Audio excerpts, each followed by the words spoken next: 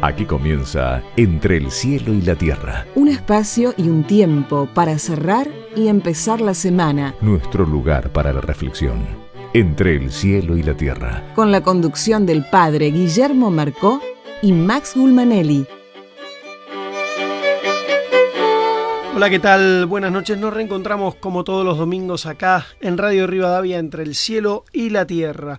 Padre Guillermo Marcó, ¿cómo estás? ¿Cómo va, Max? Muy bien.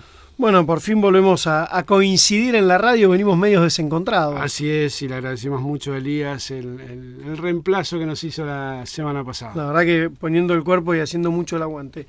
Padre Guillermo, ante todo, me parece que es de buen hijo saludar a las madres. Por supuesto que sí, saludar a las madres en su día, a las madres que ya no están con nosotros, también desde el amor, desde este inicio del año de la fe. Justamente en la fe también podemos reencontrarnos con ellas en la oración y pedirle a Dios que, bueno, por todo lo que ellas nos han dado, lo que significan, las bendiga mucho, mucho en su día.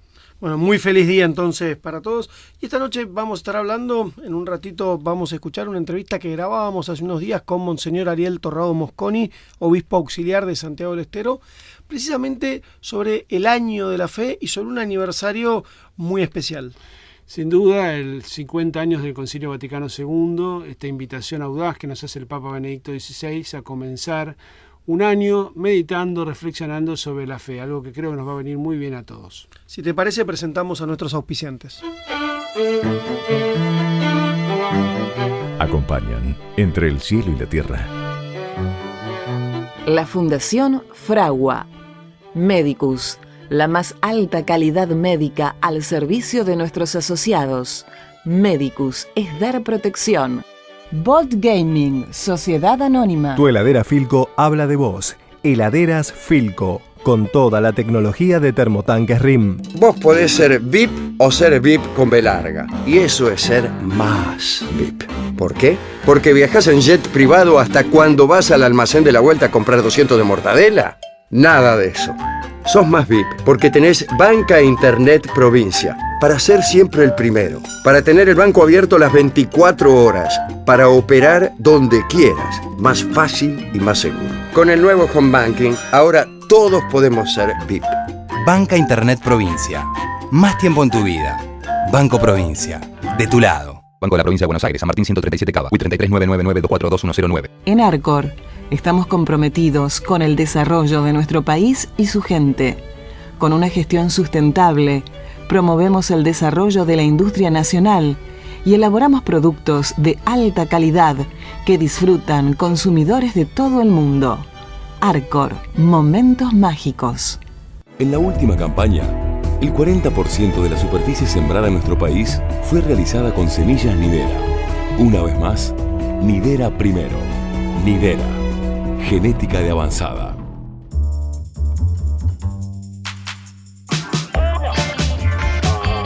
Nuevo Fiat Uno. ¿Te subís? Fiat.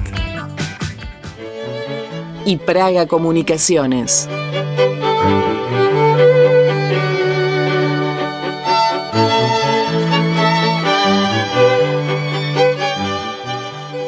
Padre Guillermo, la Iglesia nos presenta en el domingo de hoy a Santiago y a Juan, ¿sí? Dos apóstoles, dos amigos de Jesús, que se acercan y le hacen un lobby feroz, le piden directamente y sin mucha vuelta que les conceda los primeros lugares en el reino. Tentación que muchas veces tenemos, generalmente nos gusta poder acceder a los primeros lugares. ¿Cuál es la enseñanza de Jesús? Hace muchos años, cuando era seminarista, un día fuimos a comer a la casa de unos padres salesianos y había un padre viejito que todo el tiempo se levantaba a servirnos la mesa, a retirar los platos, a traernos la comida, a servirnos lo que había para tomar. Y bueno, a nosotros nos daba como un poco ya de vergüenza. Y cada vez que nos queríamos parar a hacer algo, no, por favor, te lo pido, déjame a mí, porque ustedes hoy están de visita y a mí me gusta servirlos, ¿no? Y bueno, cuando terminó la comida se nos acercó y dijo, ¿saben por qué hice esto? No. Y digo, bueno, pues yo soy muy ambicioso. Y Jesús dice que el que quiera ser el primero tiene que ser el último y el servidor de todos, ¿no? Y me pareció un lindo resumen del Evangelio de hoy. Jesús no les quita ese deseo de querer ser los primeros, porque es un deseo innato en toda persona. Siempre está a querer superarse o ser el mejor, o estar en primer lugar, o tener un lugar de preeminencia, que es en definitiva lo que terminan pidiendo Santiago y Juan, ¿no? Y cuando ellos piden eso, los demás se indignan, pero yo creo que no es que se indignen por desubicados, porque piensan que desubicados que son. Se indignan porque a lo mejor los lugares los querían para ellos. Y entonces es interesante la lección de Jesús, ¿no? Primero les concede, dice, bueno, los primeros puestos no está en mí dárselos a ustedes, sino que van a ser para los que los tiene destinado mi Padre. Pero además de eso, les concede beber el mismo cáliz que él, que no era nada agradable, que es el cáliz de la pasión. Entonces, me parece que hay una enseñanza interesante. Pasión que en primer lugar ellos le contestan que sí pueden, que van a estar, sí, y que después se borran. Sin tener idea también de no, después al final terminan muriendo todos bueno, con Cristo ya resucitado. En el momento, sí, tal cual, todos salen un poco corriendo. Y me parece interesante, frente a lo que estamos o vamos a reflexionar en el programa de hoy, cómo debería ser desde la fe la preeminencia, ¿no? Y justamente no es manduteando o buscando el primer lugar o el que más se nota o llegando a trepar en el mundo eclesiástico, por decirlo así, sino justamente teniendo una actitud de servicio para con los demás. Y creo que ahí es donde cuesta, donde uno no entiende, donde a veces no salta mucho lo humano para querer, digamos, aparecer en un mejor lugar, ¿no? Y bueno, y por ahí es en otro lado, es desde ese lugar más pequeño, más oculto y más de servicio, desde donde tenemos que aprender a ser primeros. A veces como miel profunda y clara, y otras veces con un verde de alas blancas, luceros en medio de las noches. Tus ojos me iluminan, me hacen falta.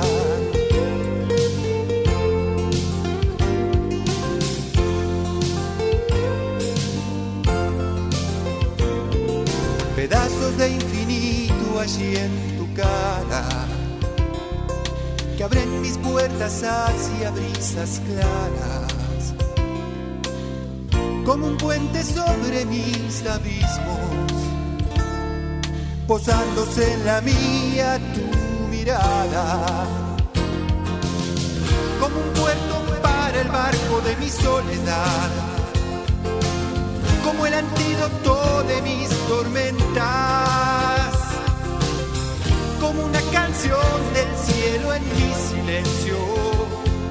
Tus ojos me iluminan, tus ojos me iluminan, tus ojos me iluminan, me hacen falta. Entre el cielo y la tierra, un puente tendido para encontrarnos con Dios. Seguimos entre el cielo y la tierra. Estamos en comunicación telefónica con Monseñor Ariel Torrado Mosconi, que es obispo auxiliar de Santiago del Estero. Monseñor Max Gulmanelli y el padre Guillermo Marcó los saludan. Buenas noches. Buenas noches, un gusto muy grande, Max, y una alegría poder comunicarme también con el padre Guillermo. ¿Cómo le va, Monseñor? ¿Qué dice? ¿Qué dices, padre? ¿Cómo te va? Todo muy bien, todo muy bien. Bueno, para los que no saben, nosotros hemos sido compañeros del seminario. Así que, bueno, por eso tenemos un trato cercano. Grandes amigos, exactamente.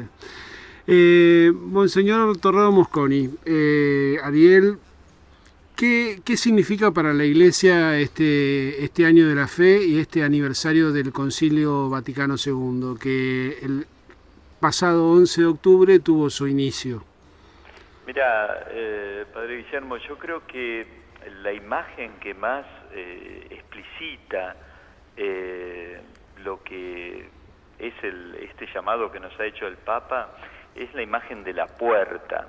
A mí me resultó muy significativo que hable de la puerta de la fe, ¿no?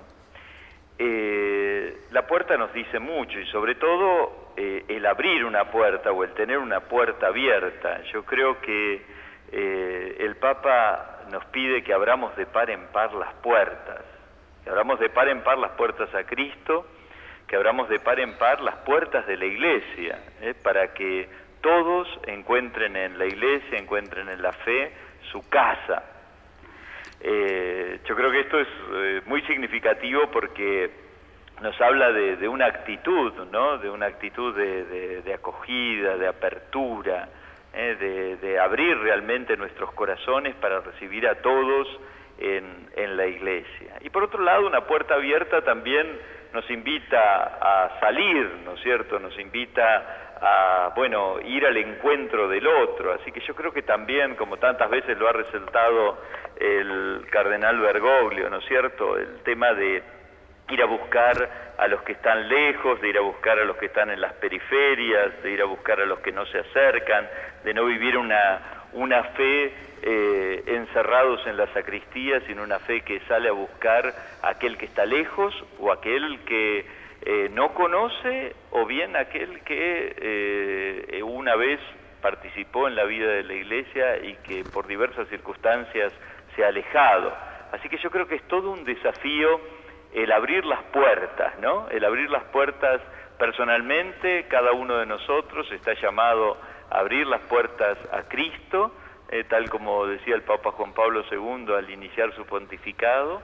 Y bueno, el Papa Benedicto nos invita a toda la Iglesia a abrir las puertas de la Iglesia para que, bueno, realmente todos sientan que la Iglesia es su casa, es su hogar, y para que todos salgamos a anunciar, a evangelizar, a anunciar la buena noticia de Cristo. Monseñor, para poder entender esto que también usted nos explica, que es esta invitación de la Iglesia a vivir el año de la fe, me gustaría invitarlo a que nos recuerde un poquito lo que significó, o sea, cómo era la Iglesia antes del Concilio Vaticano II y cuál es la importancia del concilio para después poder volver al año de la fe.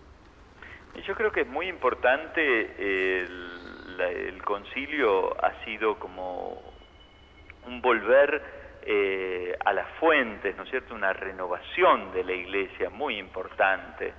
Y bueno, y el Papa Benedicto XVI, en un discurso que hizo en el 2005, al poco tiempo de asumir como en su misión como sucesor de Pedro, nos decía que es muy importante volver a hacer una hermenéutica del Concilio Vaticano II, una interpretación del Concilio Vaticano II, no en términos de ruptura, como si el Concilio Vaticano II hubiera roto con lo que la tradición de la Iglesia ha sostenido a lo largo de sus 2000 años de existencia y empezar algo nuevo, sino en una interpretación, en una hermenéutica de la continuidad, decía el Papa Benedicto XVI, o sea, cómo tenemos que interpretar toda la luz, todo el aire fresco que fue el concilio, a la luz de la rica tradición de los 2000 años de experiencia de fe de la vida de la Iglesia. Así que yo creo que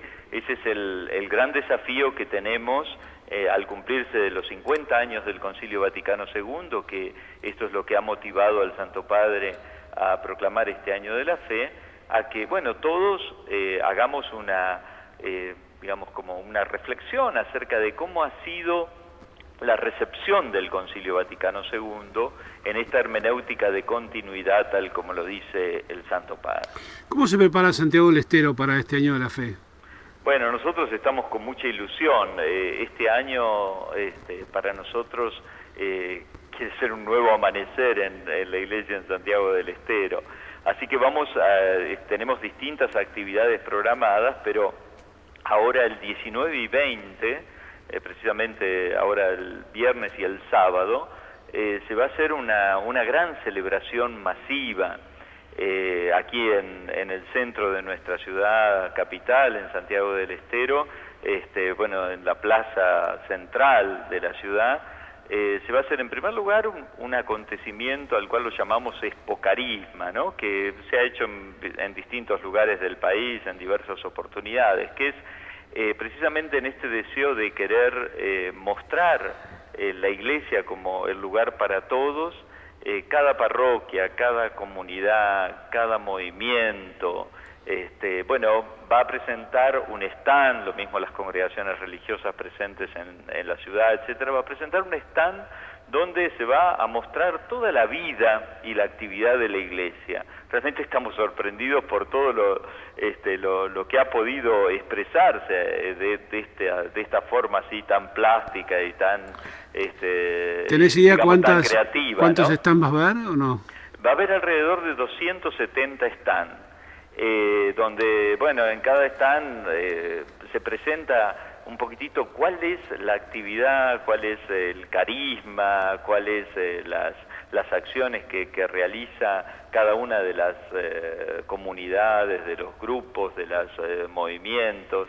Y bueno, esto es muy interesante porque hay veces que hay personas que no conocen demasiado la vida de la Iglesia y piensan que la Iglesia es solo el servicio sacramental, porque lo que conocen de la Iglesia tal vez es el tema del bautismo, el tema de la comunión o el tema del casamiento o del responso. Por ahí se acerca, hay gente, a mí me gusta decirle a la gente que hay gente que se acerca a la iglesia primero para que le echen agua y después para que le echen tierra, ¿no? Porque hay veces que solo para el bautismo y solo para cuando es el momento del entierro. Entonces que vean que la iglesia es mucho más y que vean todas las iniciativas solidarias que tiene la iglesia, todo el compromiso que hay en distintas comunidades por el trabajo con los jóvenes, por el acompañamiento de situaciones complejas, de adicciones, bueno, tantas obras que, como vos bien sabes, Guillermo, tiene la iglesia y que hay veces que no son suficientemente conocidas.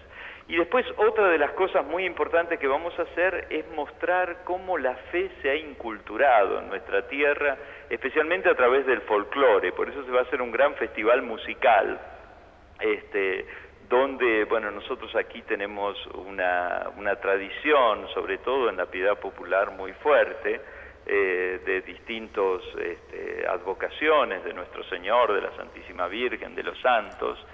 Entonces se va a hacer como un gran festival musical donde se va a presentar los valores que transmite el folclore santiagueño a través de la chacarera y a través en general del folclore de nuestro pueblo, y cómo está inculturada la fe, cómo la fe ha puesto sus raíces en la cultura santiagueña, de tal manera que no se entiende ni las costumbres, ni la cultura, ni la música, ni el arte de nuestro pueblo separadamente de la fe, ¿no?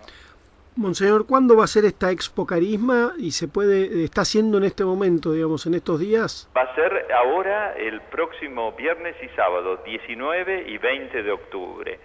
Se van a cortar las 4 calles alrededor de la plaza principal de aquí de Santiago. Y bueno, va a venir gente de toda la provincia. Tú sabes que nuestra provincia es muy extensa, cada uno con sus tradiciones, con las imágenes de sus santos, de sus devociones. Y bueno, y yo creo que va a ser una verdadera fiesta. Vamos a poder celebrar una verdadera fiesta. Monseñor, una última pregunta. La Iglesia, sobre todo con estas últimas intuiciones que tiene el Papa, ¿no? Que muchas veces manifiesta quizás a veces desconcierto frente al mundo moderno, para dónde tenemos que ir. Y yo creo que estas intuiciones del Papa a veces tienen una profundidad que nos sorprenden, ¿no? Porque uno dice, bueno, frente a todo esto, de repente pone un tema que es el tema de la fe en el mundo moderno, en el mundo contemporáneo. Sin duda que para mí es una divisoria de aguas, ¿no? Que es la fe, que es creer, cuando mucha gente por ahí cree en otras cosas o busca creencias alternativas, o incluso cree, pero no cree en el marco de lo institucional, ¿no? Esto se repite mucho, la gente dice, bueno, yo creo en tal santo, pero a la iglesia no voy mucho. ¿Cuál es una última palabra que nos quisiera decir con respecto a esto? Bueno, yo lo que considero es que el Papa tiene una audacia evangélica muy, muy importante, ¿no? Porque a mí me llamó mucho la atención, lo hemos conversado personalmente, Padre Guillermo, en alguna oportunidad, ¿no? Pero me llamó mucho la atención sobre todo un punto de Porta Fidei cuando él anuncia la necesidad de este año de la fe. Y él lo plantea, bueno, no tenemos que pensar que la fe es un presupuesto, O sea, como hay veces que las acciones de la Iglesia bueno, se funda en que ya todos tienen fe, todos creen, y que, bueno, entonces nos preocupamos por las consecuencias éticas, las consecuencias morales, sociales de la fe.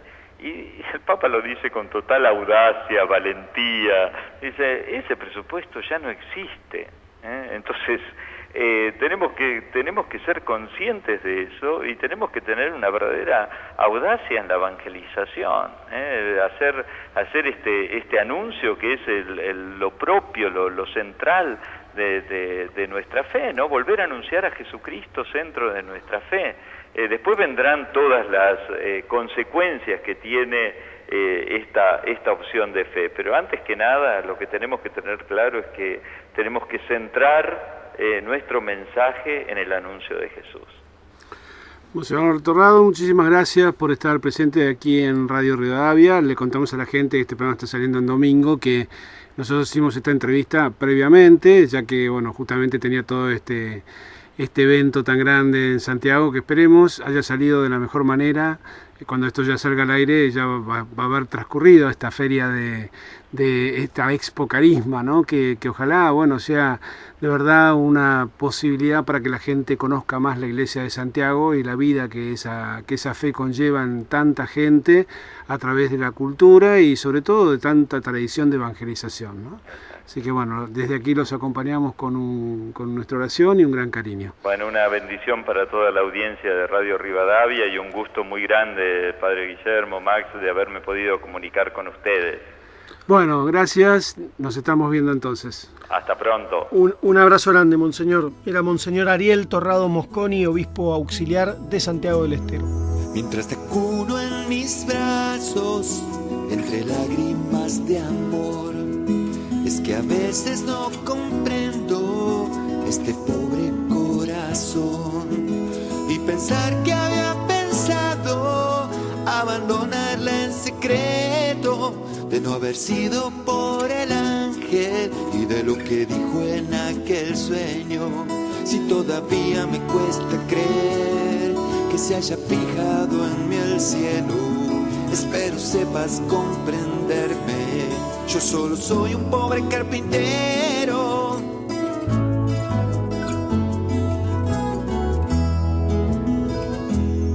Aquí cuidando de tu madre y contigo aquí en mis brazos. Soy más feliz que el hombre más feliz que la tierra haya pisado.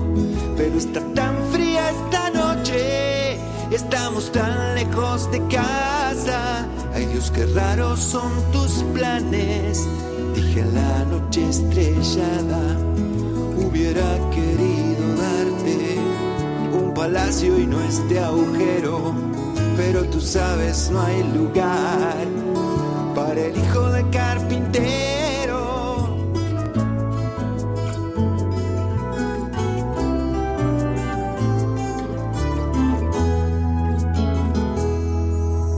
Cantaré en canciones de nuestro pueblo y su cansancio, inclinado ante la cuna que haré con mis propias manos.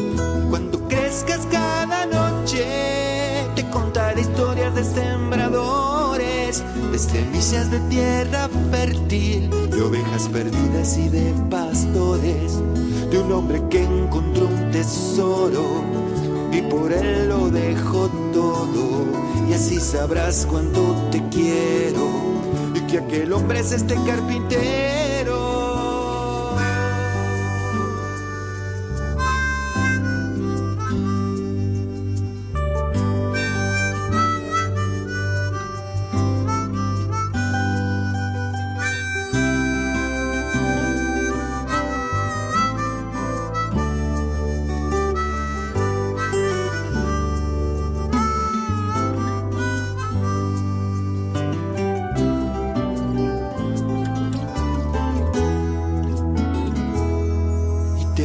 Crecer despacio en cada primavera, te hablaré de nuestro Dios, te enseñaré lo que pueda.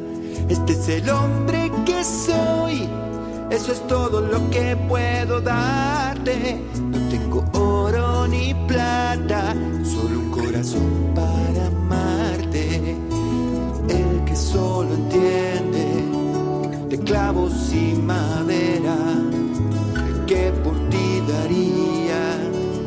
daría su vida entera, es que por ti daría mi vida entera.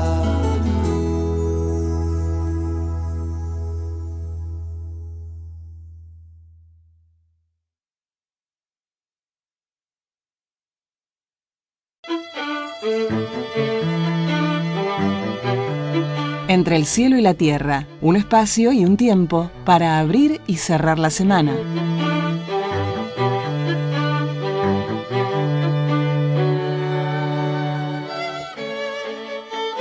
Seguimos entre el cielo y la tierra, vamos juntos hasta la medianoche, Padre Guillermo. Interesante, profunda, como siempre, la charla recién con Monseñor Torrado Mosconi, ¿sí?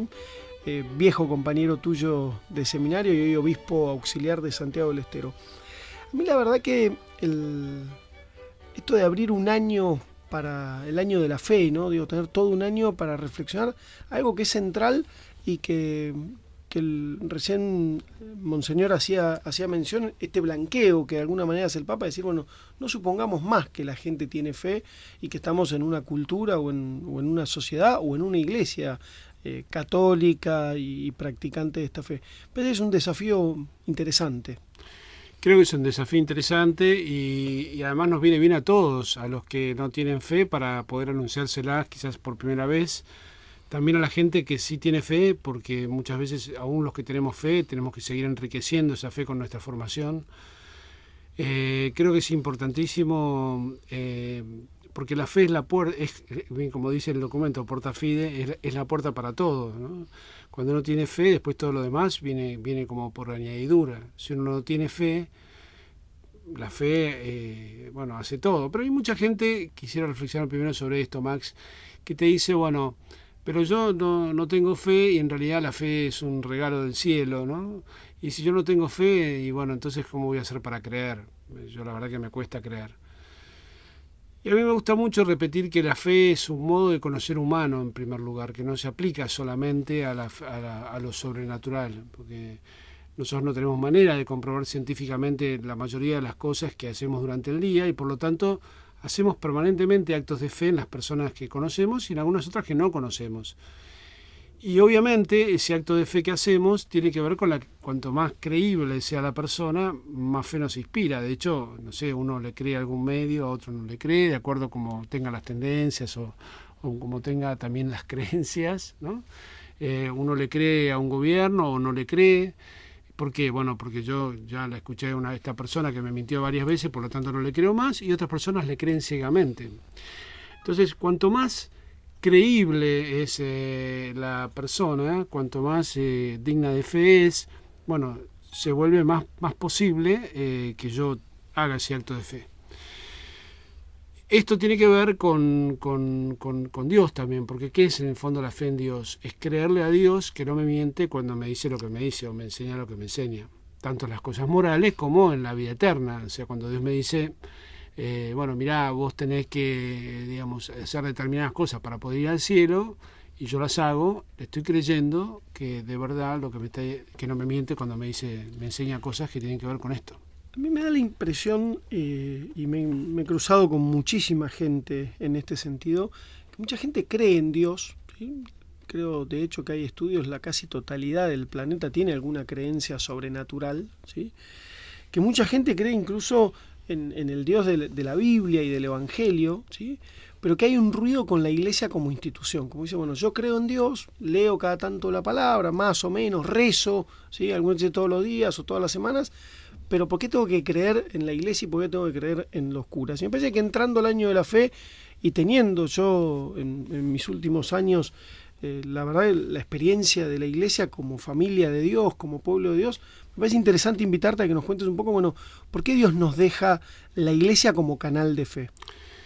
Porque eso es interesante, por lo menos en lo que es la Iglesia Católica, esa es la forma de creer.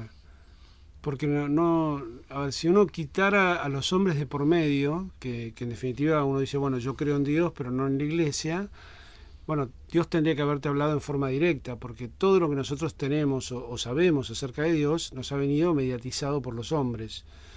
De hecho, bueno, esta semana que pasó celebramos a nuestro patrono, que fue San Lucas, dentro de esta posibilidad que tuve de estar en Éfeso.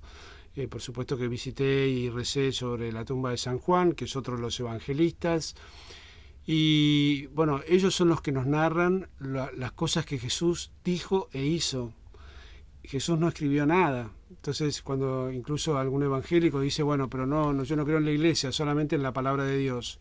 Y yo te diría, bueno, si te quedás sin la iglesia, tampoco eso es palabra de Dios, es palabra simplemente humana, porque fue palabra escrita por 4 santos de la Iglesia Católica, en los cuales tampoco los evangélicos creen, ¿no? No creen en los santos. Entonces, bueno, son San Lucas, San Juan, San Mateo y San Marcos.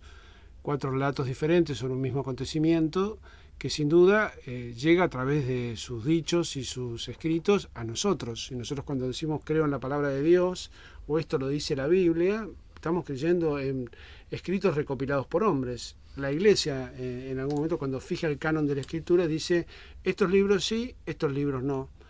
Y por lo tanto hay libros que se llaman apócrifos, o sea que tienen... apócrifo no significa que sea todo lo que dice es mentira, ¿no? Sí, porque de hecho nosotros también tenemos montones de tradiciones, como las citaciones del Vía Crucis, o como por ejemplo el manto de la Verónica, o como los nombres de San Joaquín y Santa Ana, los padres de la Virgen, que son tradiciones de los evangelios apócrifos. Ahora, eso no significa que todo lo que dicen los apócrifos sea cierto. En cambio, en los otros 4 evangelios, sí, nosotros creemos de verdad, porque nos lo dice la Iglesia, que en esos textos está reflejado lo que Jesús dijo e hizo, inspirado por el Espíritu Santo. Padre Guillermo, me atrevo en nombre de nuestra audiencia y en el mío propio sin lugar a dudas a que nos colemos en tu peregrinación y en tu viaje y a que nos cuentes un poco esta experiencia de lo que acabas de vivir. Recién contabas de ir a la tumba donde están algunos de los evangelistas por quienes hemos conocido, por quienes nos han sido anunciada la palabra de Dios.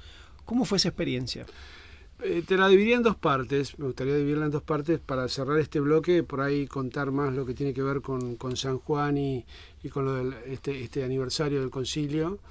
Y en la segunda parte, en la última nota, tiene lo que tiene que ver más con la Casa de la Virgen, muy ligada a la vida de San Juan, que fue uno de los motivos por los cuales yo estuve allí, ¿no? Invitado. En primer lugar, como decía antes, es en Éfeso. Éfeso fue un lugar bastante particular, era una ciudad que hoy en día está situada en la actual Turquía. Cuando llegó el Imperio Otomano y cayó el Imperio Bizantino, la mayoría de las ciudades cambiaron de nombre, por lo tanto Éfeso solamente hoy en día recibe el nombre de Éfeso, las ruinas de la antigua ciudad. La ciudad de hoy se llama Selçuk, es un nombre diferente, que es un nombre, digamos, puesto por el Imperio Otomano. Y por lo tanto las tradiciones cristianas allí se perdieron, pero Éfeso en sus primeros siglos fue un lugar de una riquísima tradición de primera comunidad cristiana. De hecho, toda esa zona de Turquía, desde Antioquía en adelante, se llama la Segunda Tierra Santa, porque la mayoría de los apóstoles en la diáspora pasó predicando por allí. De hecho, en Antioquía fue la primera ciudad donde a los discípulos de Jesús se les puso el nombre de cristianos. Tarso está dentro de lo que es la actual Turquía de hoy, donde nació San Pablo.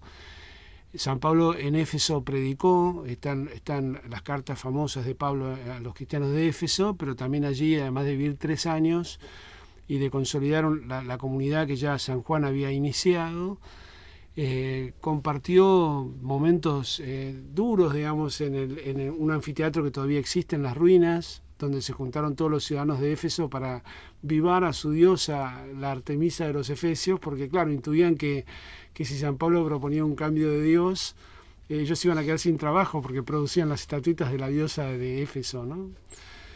Y es curioso porque, bueno, esta tradición que coloca en este lugar también a la comunidad que se llama la comunidad juánica. San Juan no escribió su evangelio solo, sino rodeado de un grupo de discípulos.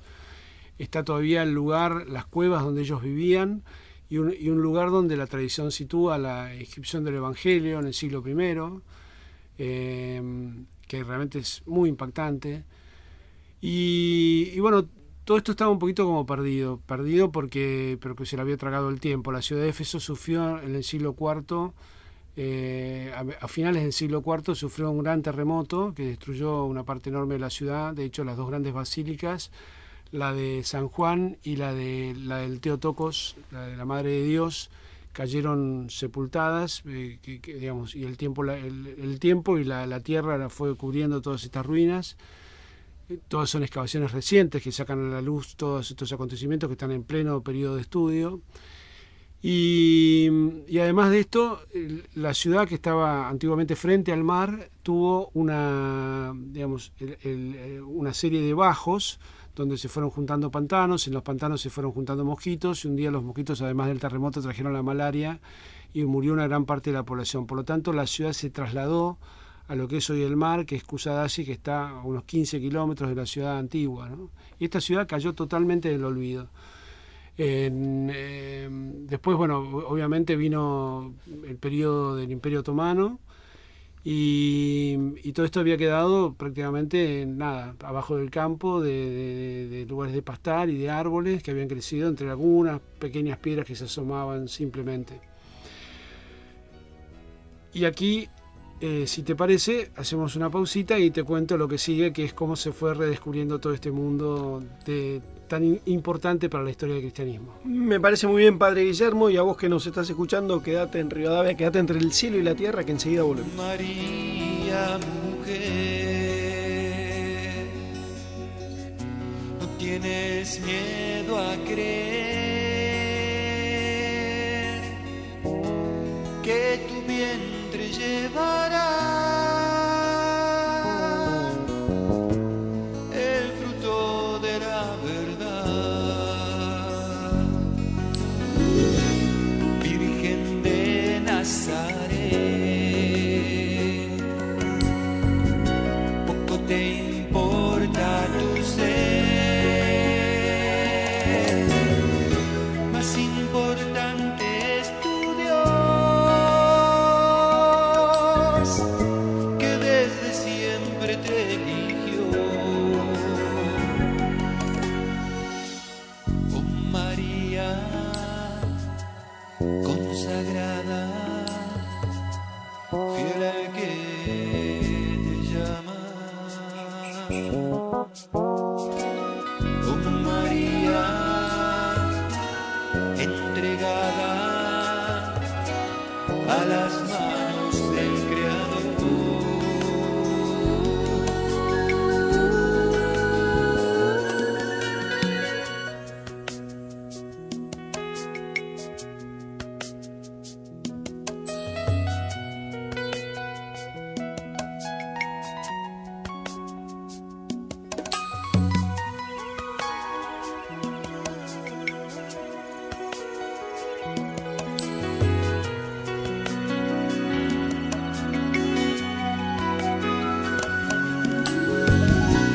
Oh María, mujer, pronta a responder, la promesa en vos está, en tu amén se cumplirá. Virgen de Nazaret, mujer llena de fe, la alianza revive en vos,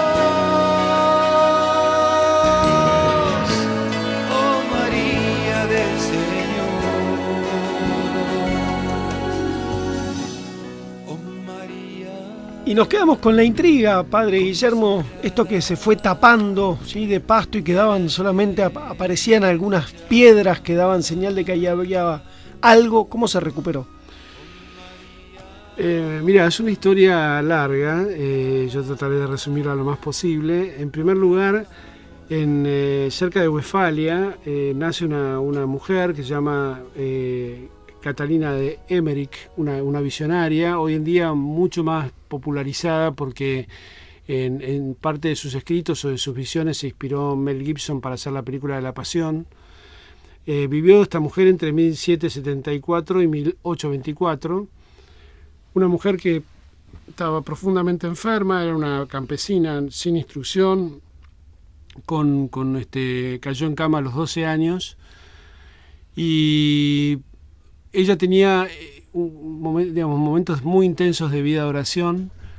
En esa oración ella tenía visiones y bueno, la gente, además durante muchísimos años tuvo los estigmas de Jesús en sus manos y en su frente. Esto hizo que mucha gente se acercara, pero hubo dos personas que fueron fundamentales en esta historia. Un poeta que se llamaba Clemente Brentano, que era un gran escritor y que estaba absolutamente subyugado por las visiones de Ana Catarina de Emmerich, y durante los últimos años de su vida fue quien documentó todas las visiones que ella le contaba. Por lo tanto, han llegado muchos libros con las visiones de ella, escritos con una prosa excelente, porque justamente era este hombre quien los redactaba.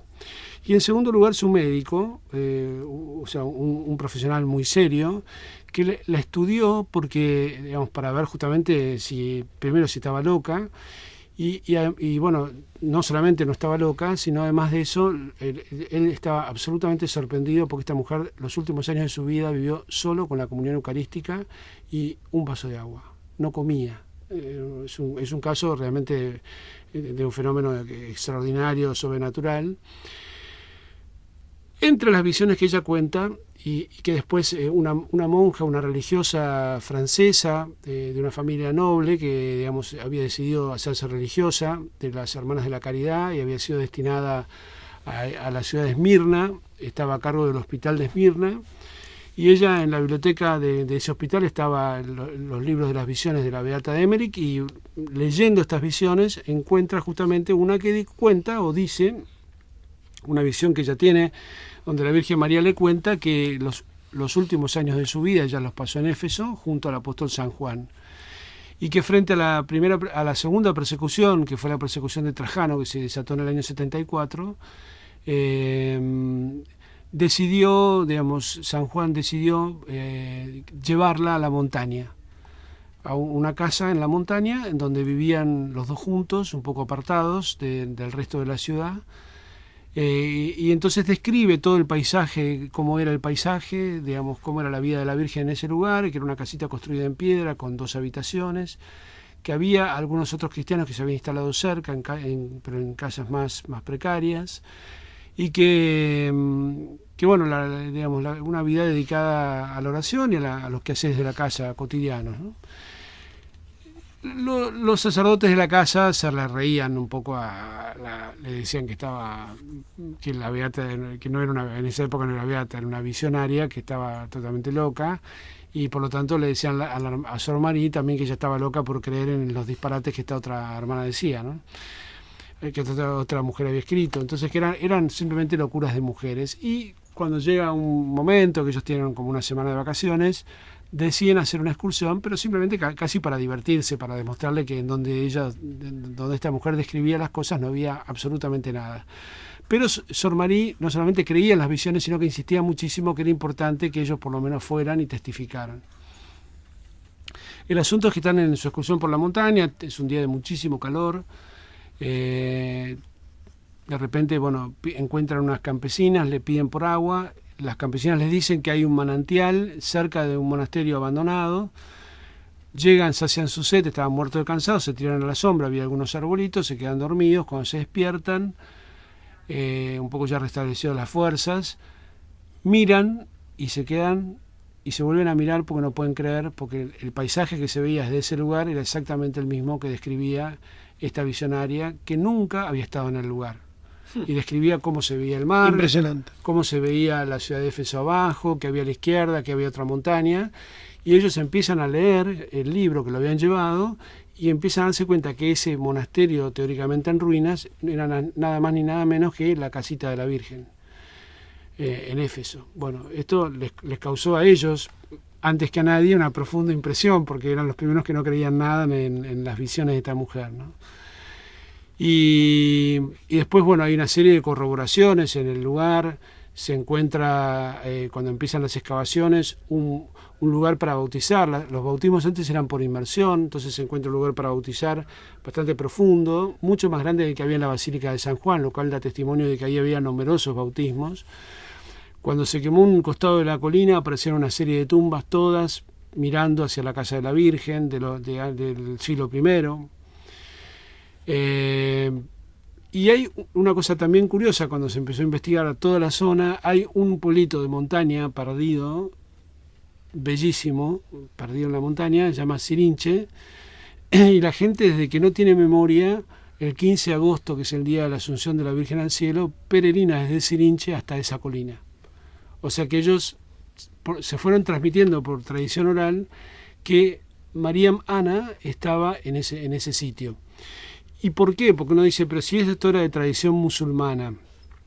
En el Corán hay un capítulo entero dedicado a la Virgen María, como la madre del profeta.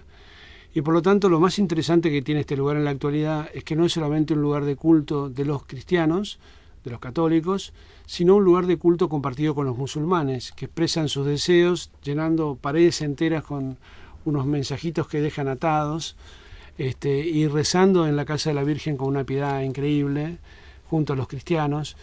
Y a mí me parece que con todo lo que pasa en el mundo hoy en día y con lo que pasa en Medio Oriente, con lo que está pasando en este momento en Siria, bueno, no es poco, ¿no? Creo que le debemos a la santidad de esta mujer, a Sor María, también a la Beata Emmerich, por supuesto, pero a Sor María, que creyó en sus visiones, y bueno, y yo estoy colaborando con el proceso de beatificación de ella.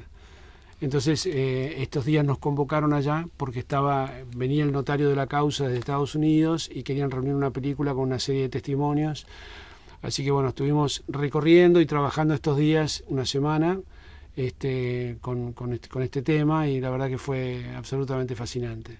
¿Qué sentiste vos? Vos sos sacerdote hace muchos años, tenés una intensa vida de piedad. Mira, lo que yo siento es lo mismo de siempre, ¿no? El cariño no es que haya sentido nada extraordinario, sino la presencia gozosa y pacífica de Dios en el alma, cuando uno tiene la oportunidad de estar rezando en lugares donde tantos cristianos a lo largo de los siglos han tenido la posibilidad de vivir y de orar, ¿no? Creo que hay una fuerza es como volver a un lugar de familia, ¿no? O reencontrarse con un lugar que quizás uno conoció, yo lo había conocido, pero medio como de paso.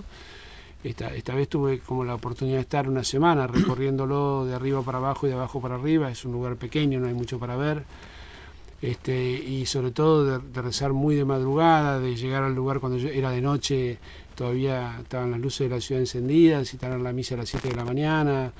Éramos 15 personas rezando allí de distintos lugares del mundo. Bueno, la verdad que es una experiencia fuerte, porque en todo santuario siempre lo que uno siente es, bueno, el cariño de la madre, y por otro lado, bueno, como esa madre extiende su maternidad mucho más allá de sus hijos, que uno está acostumbrado a ver, que son los hijos de fe cristiana, ¿no? Qué linda manera de empezar el año de la fe. Sin duda, ¿no? Y yo creo que ahí hay un potencial enorme, y por eso, digamos, estamos tan entusiasmados con la figura de Sor María, porque, bueno, ella fue una visionaria en ese sentido, ¿no? Una mujer francesa que se fue a vivir a Turquía, y que por otro lado, digamos, con un gran amor por la gente de Turquía, servía en un hospital a los pobres, gastó dispendiosamente parte de su herencia familiar, que era enorme, en comprar el lugar y además en arreglar el hospital de Esmirna, atender la causa de los pobres. Así que bueno, creo que un testimonio más de que se puede convivir, se puede rezar, y bueno, a mí que siempre me interesó el tema interreligioso, la verdad que, bueno, juntaba un poco todo, ¿no? El cariño por la Virgen y también el lugar Éfeso, el lugar como de inicio del año de la fe, con el recuerdo de este gran papa que fue Juan XXIII.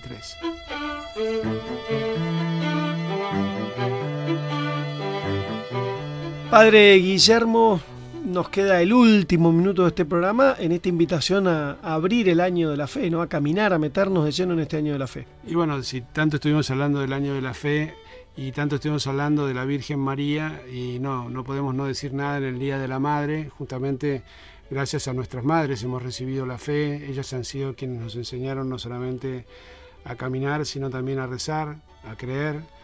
Así que me parece importantísimo unir este regalo, ¿no?, de la Virgen María en este Día de la Madre, y sentir que ella es nuestra mamá, ¿no?, la mamá del cielo, para los que no tenemos a nuestras mamás cerca, y para quienes tienen su mamá cerca y todavía la pueden aprovechar, bueno, que encuentren en ella todo lo que les ha dado, ¿no?, que puedan devolverle en la vida con el cariño y el amor este don tan grande que siempre nos va a superar, el amor de la madre. Padre Guillermo, nos reencontramos, si Dios quiere, el domingo que viene. Nos acompañaron Toto Berlingeri en la operación técnica y Elías Cisterna en la producción general. Buena semana. Gracias y que Dios la bendiga. Acompañaron Entre el cielo y la tierra la Fundación Fragua. Medicus, la más alta calidad médica al servicio de nuestros asociados. Medicus es dar protección. Bolt Gaming, Sociedad Anónima. Tu heladera Filco habla de vos. Heladeras Filco, con toda la tecnología de termotanques RIM. Vos podés ser VIP o ser VIP con B larga. Y eso es ser más VIP. ¿Por qué? Porque viajás en jet privado hasta cuando vas al almacén de la vuelta a comprar 200 de mortadela. Nada de eso. Sos más VIP porque tenés Banca Internet Provincia. Para ser siempre el primero. Para tener el banco abierto las 24 horas. Para operar donde quieras. Más fácil y más seguro. Con el nuevo Home Banking, ahora todos podemos ser VIP. Banca Internet Provincia. Más tiempo en tu vida. Banco Provincia. De tu lado. Banco de la Provincia de Buenos Aires, San Martín 137 Cava, UI 339992422109. En Arcor estamos comprometidos con el desarrollo de nuestro país y su gente. Con una gestión sustentable, promovemos el desarrollo de la industria nacional y elaboramos productos de alta calidad que disfrutan consumidores de todo el mundo. Arcor, momentos mágicos. En la última campaña, el 40% de la superficie sembrada en nuestro país fue realizada con semillas Nidera. Una vez más, Nidera primero. Nidera, genética de avanzada.